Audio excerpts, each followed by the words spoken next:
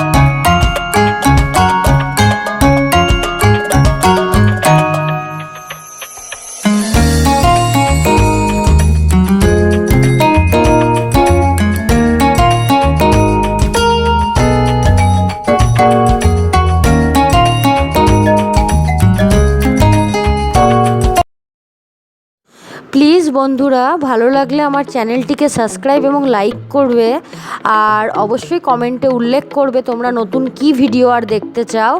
আগামী দিনে নতুন কোনো ভিডিওর সাথে আবার দেখা হচ্ছে। আজকের মতো বাই বাই।